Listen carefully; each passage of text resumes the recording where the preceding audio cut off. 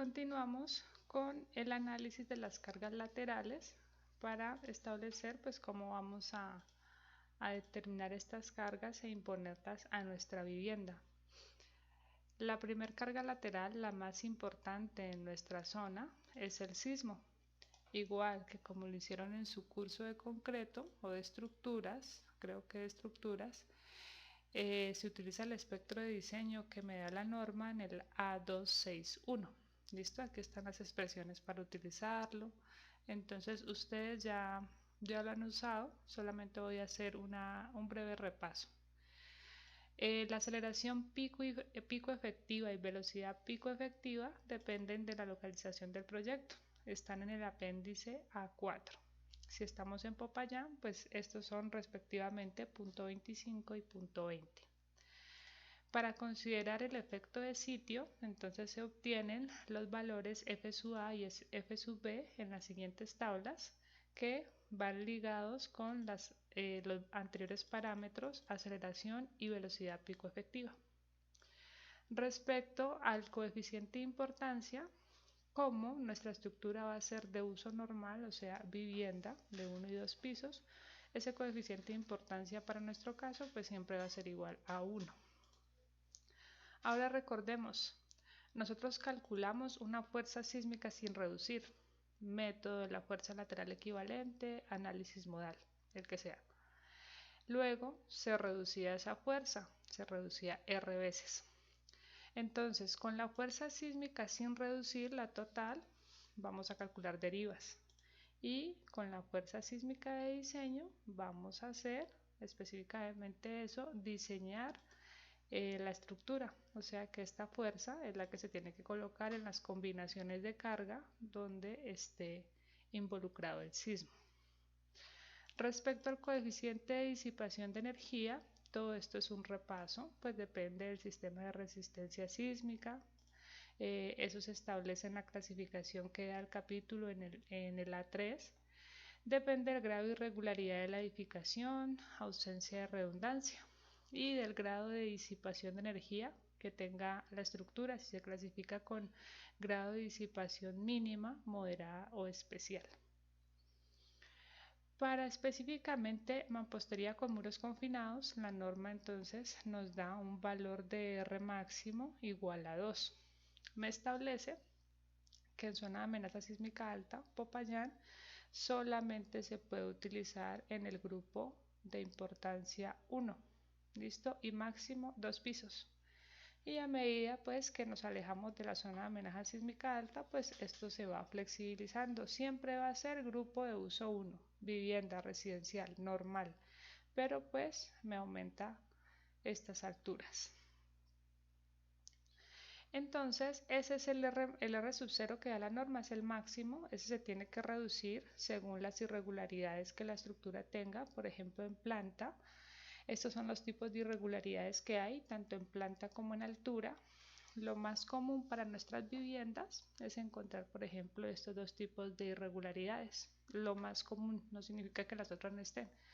Incluso yo hubiera pensado que esta no estaría presente, pero hace poco vi un proyecto en el que la constructora quería aprovechar al máximo todos los espacios y una vivienda quedó exactamente con esta forma. Entonces hubo que aplicarle una reducción de 0.9 a ese coeficiente de disipación de energía. Respecto a la redundancia que vimos en la clase pasada, hablamos un poco de eso.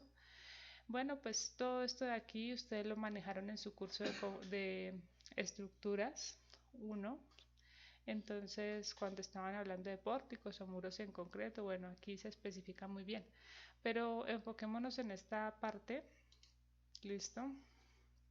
Perdón, en esta parte donde me establece qué pasa si tengo muros, ¿listo? Para poder asignarle un valor igual a 1 a ese coeficiente de redundancia.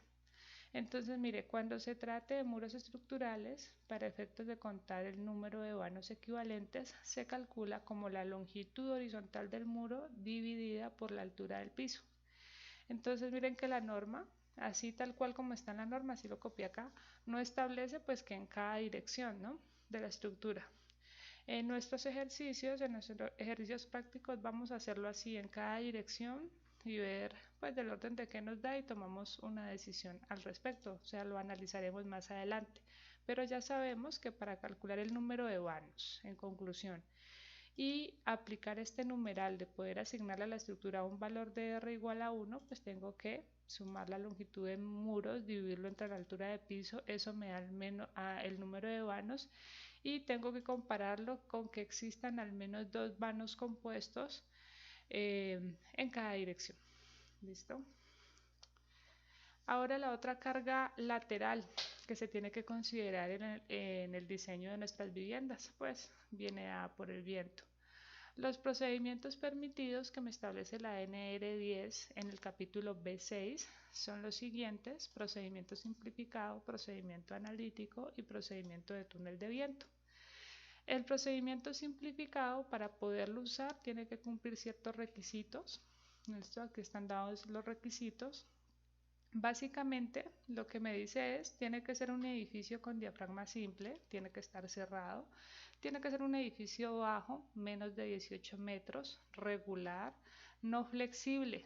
¿Listo? Eso es lo que dice, o sea, tiene que ser un edificio más o menos rígido, así que en ese lado, que es lo más crítico, estaríamos cumpliendo, porque nuestras estructuras van a estar con periodos de vibración de menos de 0.20 segundos, incluso 0.17, 0.16, por ahí estaremos para el caso de viviendas en mampostería. Para el procedimiento analítico, pues se tienen que cumplir los requisitos del B65.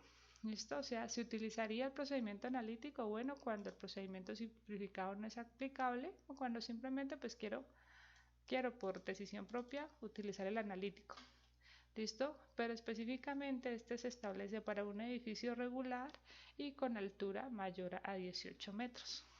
¿Listo? O sea, se establece aquí, pues bueno, porque el simplificado ya no es aplicable acá.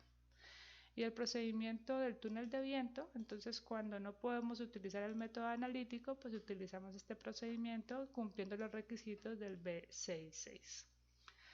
Ok, entonces como el procedimiento simplificado es aplicable a nuestras estructuras, a ustedes les queda esta tareita, van a consultarlo en la norma y van a programarlo. ¿Listo?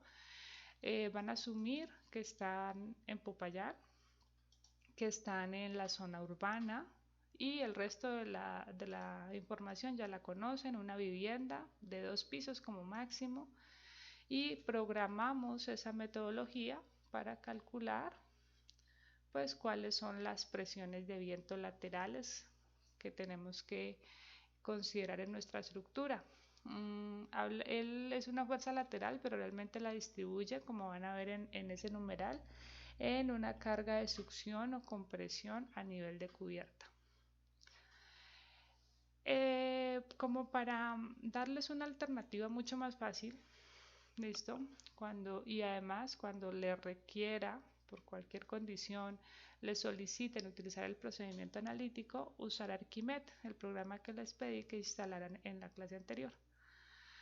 Entonces, el procedimiento para ejecutarlo, la secuencia va a ser ir a ventanas. Cuando abren su programa van a las ventanas y seleccionan análisis de viento. Entonces les abre esta ventana en la que simplemente tenemos que llenar estos datos de acá: velocidad de viento, altura de cornisa, altura de cumbrera, bueno, todo hasta aquí, hasta exponente de periodo, que estos últimos realmente no se cambian.